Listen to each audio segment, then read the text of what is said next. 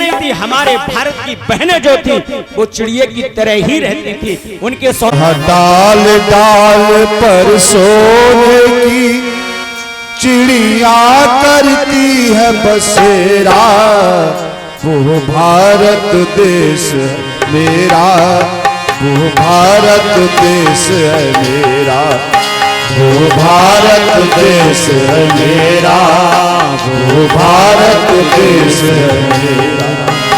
जहाँ सत्य अहिंसा और धर्म का लगता पग पग फेरा, वो भारत देश है मेरा, वो भारत देश है मेरा।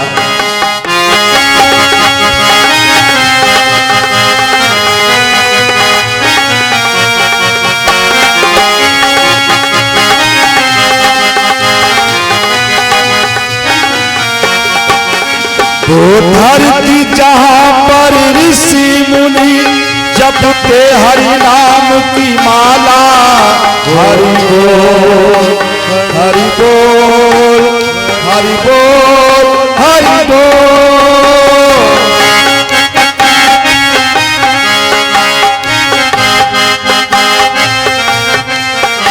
वो धरती जहाँ पर ऋषि मुनि जपते हरि नाम की माला, जहाँ हर एक बालक मोहन है, राधा एक एक बाला, जहाँ हर एक बालक मोहन है और राधा एक एक बाला, और राधा एक एक बाला। जहाँ सूरज सबसे पहले आकर डाले अपना घेरा, वो भारत देश है मेरा, वो भारत देश है मेरा, वो भारत देश है मेरा, वो भारत देश।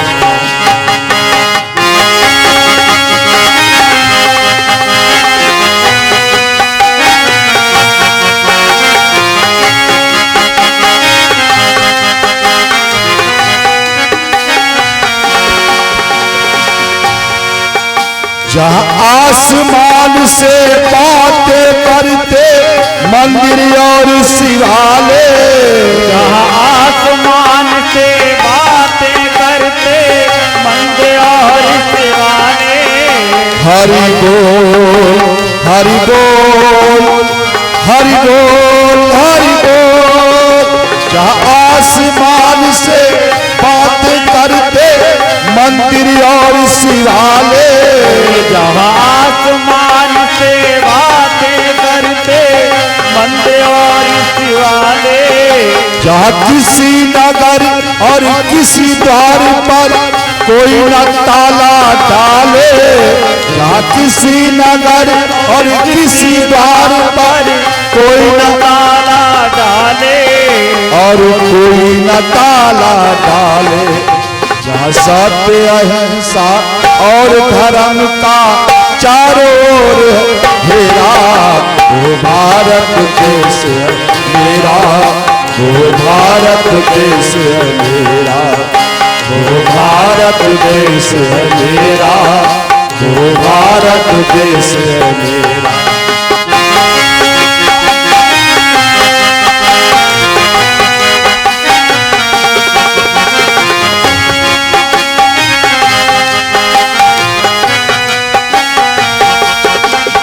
त्योहारों की इस धरती पर त्योहार भी है अलबेले, त्योहारों की इस धरती पर त्योहार भी है अलबेले, हरि बोल हरि बोल हरि बोल हरि बोल।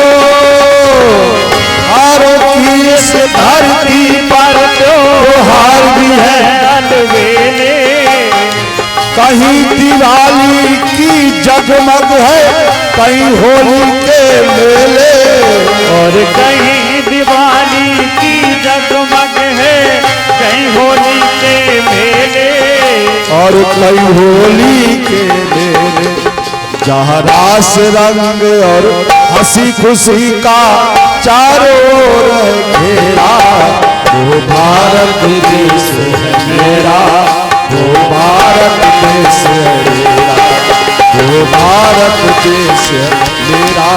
वो भारत देश मेरा।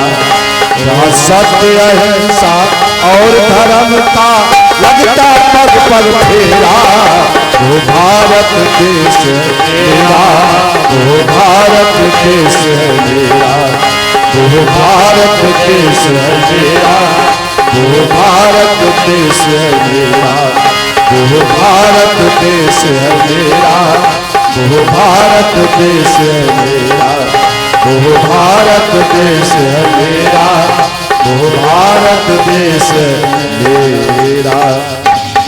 भारत माता की भी व्यासपीठ पर सम्मान किया। ये हमारे श्रीमान देशवीर गौर बड़े भैया जी, जो बड़ौला नगर से पधारकर हमारी जन्मभूमि से जिन्होंने आकर के आशीर्वाद आपको पहचानना है, और हम अपनी मर्यादा को भूल करके नाना प्रकार की व्यवस्थाओं में हम पड़ते हैं। ये व्यवस्थाएं हमें रोकनी चाहिए। हम स्त्री हैं तो स्त्री की तरह हमें रहना चाहिए। आज अजामिल को समझाया और समझाने के बाद उसने अपनी पत्नी की आज्ञा को मान करके और उन संतों की आज्ञा को मान करके उदर में पलने वाले बालक का नाम नारायण रखा। अंत समय में उसने नारायण को ही याद किया और नाम मात्र से ही उसका उद्धार हो गया। ये नाम की महिमा दर्शाई। इसके बाद श्री सुखदेव भगवान उत्तरानंदन परीक्षित को हंस उपाख्यान आदि की कथाओं का श्रवण कराते हुए, नरकों का उपाख्यान करते हुए, कश्यप आदि के वर्णन का उपाख्यान करते हुए, कश्यप की जो पत्नियां 13 थी उनमें प्रधान एक मैया दिति और अदिति है, जिनके द्वारा दैत्य और देवताओं का प्राकट्य हुआ। और दैत्यों में 2 भाई हुए, हिरण्याक्ष और हिरण्याकश्यप। हिरण्याक्ष प्रथम में आप अवगत किए हैं, और ये हिरण्याकश्यप जो है हरदोई का रहने वाला, इसका नाम नगर का था हरिद्रोही। हिरण्य माने सोना, कश्यप माने सैया, जो सोने की सैया पर सोता हो। किस पर सोता हो? सोने की सैया। वो कौन है? हिरण्याकश्यप। उस हिरण्यकश्यप का विवाह माता कयादु के साथ हुआ, और मैया कयादु के द्वारा 4 पुत्रों की प्राप्ति हुई। 3 पुत्रों का जन्म हो गया। अभी 1 पुत्र मां के उदर में है। और हिरण्याकश्यप ने जाकर के तपस्या करी, और उस तपस्या से ब्रह्मा जी से अमर का वरदान मांगा। उन्होंने मना कर दिया, बोले अमर नहीं कर पाऊंगा, जो तुम्हारा मन करे वो मांग लो। तो उसने ऐसा वरदान मांगा कि भगवान भी विवश हो गए। दिन में मरू न निश में मरू, ऊपर मरू न नीचे मरू, मरू न वर्ष के महीनों में। ब्रह्मा जी तथास्तु वरदान दिए। अंत में वह लौट करके आया तो उसने क्या देखा कि पत्नी नहीं है। तब उसके सैनिकों ने बताया कि तुम्हारी पत्नी का अपहरण इंद्र करके ले गए, और इंद्र से नारद जी ने उन्हें छुड़ा करके अपने आश्रम में रखा, और उन्होंने इतना सच्चा ज्ञान दिया जिनके द्वारा तुम्हारी पत्नी के उदर में पलने वाला बालक बहुत ही संस्कारी है। क्या नाम है? बोले प्रहलाद नाम रख दिया है। किसने? बोले महाराज नारद जी। नारद जी को पता लगा कि लौट करके आ गया। सीधे आए, आकर के बोले कयादु दे दी, पुत्र दे दिया। बोले अब इसका एडमिशन करा दो। शुक्राचार्य जी के 2 पुत्र हैं जिनका नाम है संड और मक। उनके यहाँ जाकर के उनका एडमिशन हो गया, पढ़ने लगे। और जब पढ़े तो गुरु जी ने उन्हें पढ़ाया। क्या पढ़ाया? आ से अनार, आ से आम, इसे इमली, इसे ईख। उसी समय प्रहलाद जी ने कहा कि गुरुजी ये आ से है, आम नहीं है, अनार नहीं है। फिर बोले क्या है? बोले आ अमर नहीं कोई दुनिया में। अगर हमने सही ढंग से अपनी ओलम सीख ली होती तो हमें उम्मीद है कि हम इस कथा में नहीं होते। सत्यता बता रहा हूं, केवल ओलम मात्र अगर हम सीख गए होते। आ अमर नहीं कोई दुनिया में, आया है उसे जाना। इष्ट देव का ध्यान करो, ईश्वर में मिल जाना है। का कर्म कर बंदे, खा खाली नहीं रहना है। और क्या बताया? टा टीप टाप कर मत चलना, ठा ठगियों से ठग जाना है। और डमरू वाले का ध्यान करो, ढा ढक्कन खुल जाना। हे गुरुदेव आप क्या बता रहे हो? बोले ये कहाँ सीखा? ये माँ के उदर में सीखा। ये हमें हमारे गुरु नारद ने सिखाया। नाना प्रकार के उपदेश देते हुए और जाकर के उन्होंने गुरु की बात को स्वीकार नहीं किया। अंत में गुरुजी ने जाकर के पिता से शिकायत करी। हिरण्यकश्यप ने नाना प्रकार की प्रताड़नाएं दी। गिर से गिरायो जल गंगा भूमि में बहायो। महाराज नाना प्रकार की प्रताड़नाएं दी गई। अंत में ले जाकर के दोबारा गुरुजी के आश्रम में भर्ती कर दिया और कह दिया गुरुजी ने अच्छे ढंग से पढ़ाइए, अगर नहीं पढ़ाया इन्हें शस्त्र विद्या अस्त्र विद्या सारी विद्याएं सिखा दो, नहीं सिखाई तो तुम्हारी गर्दन उड़ा दी जाएगी। अब भयभीत होकर के गुरुजी ने उन पर कड़ी नजर रखना शुरू कर दिया। एक दिन गुरुजी किसी कार्यवश कहीं चले गए, सभी छात्र एकत्रित हुए, बोले आओ सभी हम खेल खेलते हैं। बोले कौन सा खेल खेलोगे? तो आप जानते हो दो खेल सुप्रसिद्ध हैं। पहला खेल होता है जब छोटा नाती होता है बाबा अपने वक्ष स्थल पर बिठा करके खिलाते हैं। अटकन बटकन तो सबने खेले ही होंगे। नाती का कहना है कि बाबा अटकन बटकन अटक मत भटक जाएगा, ये संसार की माया दही की तरह चाट जाएगी। इसके बाद दूसरा खेल होता है कौन सा? छुपा छुपाई का।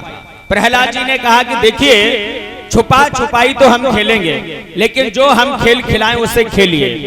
सभी मित्रों ने कहा नहीं प्रहलाद हम छुपा छुपाई का खेलेंगे। प्रहलाद बोले वही तो खेल रहे हैं और कर क्या रहे हैं? जानते हो क्या हुआ? प्रहलाद जी ने बताया। अच्छा छुपा छुपाई का खेल तो सब लोग जानते ही होंगे। हमारे यहाँ तो डुका मिचो नहीं कही जाए, तुम्हारे यहाँ जो कही जाए हो सो समझ लो भैया। हाँ तो छुपा छुपाई के खेल में फंसे। बोले कैसे? कि एक बार सभी भक्त मिलकर के भगवान के पास पहुंचे और उन्होंने भगवान से कहा कि प्रभु चलो हम छुपा छुपाई खेल रहे हैं। बोले खेलिए। बोले कैसे? बोले आप जो है ना एक काम करो। बोले क्या? हम छिपते हैं आप ढूंढो। तो हम लोग छिप गए, भगवान ढूंढने लगे। तो भगवान है कहाँ नहीं, हर व्यापक सर्वत्र समाना और प्रेमत प्रकट होई मही जाना। कड़ कड़ में प्रभु व्याप्त है, सबको ढूंढ दिया। अब नंबर आ गया मान लो हमारा आपका। बोले अब हमारे जैसे मूर्ख थे उन्होंने कह दिया कि प्रभु आप छिपिए और हम ढूंढेंगे। तो उन प्रभु को ढूंढने के लिए हम आप कभी भागवत पांडाल, कभी यज्ञ पांडाल, कभी संकीर्तन पांडाल, कभी मंदिर में अंदर बैठ करके नाना प्रकार से हम उन्हें ढूंढ रहे हैं। और जिस दिन प्रभु मिल गया उसी दिन ये छुपा छुपाई का खेल खत्म हो जाएगा। प्रहलाद जी ने समझा दिया कि अब ये खेल नहीं खेलना है, अब हम आपको एक खेल खिलाएंगे, उसके साथ आप खेलिएगा। तब उन्होंने नारायण संकीर्तन किया और उस नारायण संकीर्तन में गुरुजी के कान में आवाज पड़ी, दौड़ करके आई। जैसे स्पर्श किया गुरुजी को करंट लग गया और जैसे करंट लगा तो गुरुजी भी शुरू हो गए श्रीमन नारायण नारायण। ये आवाज सीधी हिरण्यकश्यप के कानों में पड़ी। सैनिक भेजा जाओ। जैसे ही जाकर के हाथ लगाया उन्हें भी करंट लग गया 11,000 वोल्ट, वो भी शुरू हो गए। उसके बाद जब उसने सुना लौट करके नहीं आए, स्वयं गया और जा करके उसने एक मुक्के का इस जमीन पर जैसे ही प्रहार किया तो ध्यान भंग हो गया। जैसे ध्यान टूटा हाथ पकड़ा और ला करके खड़ा कर लिया। बताओ तेरा हरि कहाँ रहता है? प्रहलाद जी ने कहा कि पिताजी आपने प्रश्न तो किया, थोड़ा उल्टा कर दिया। बोले क्या हुआ? कि मेरा भगवान रहता कहाँ नहीं, हर जगह है। तपते हुए स्तंभ को देखते हुए कहा क्या इसमें भी भगवान तेरा विराजमान? बोले हाँ। निकाली खड़क, जैसे ही प्रहार किया स्तंभ फट गया और नरसिंह नारायण भगवान का प्राकट्य हुआ। प्रेम से बोलिए नरसिंह भगवान की जय हो। और जैसे नरसिंह भगवान प्रकट हुए, लगाई छलांग, हिरण्यकश्यप को पकड़ लिया, उठाया और पटकते रहे। अंत में अपने घुटनों पर रख करके अपने नख डाल करके उसके प्राणों को निकालना चाहा। तो बोले हम ऐसे नहीं मरेंगे प्रभु। बोले क्यों? बोले मैंने वरदान पाया है। बोले क्या वरदान मांगा? बोले नर से मरू न पशु से।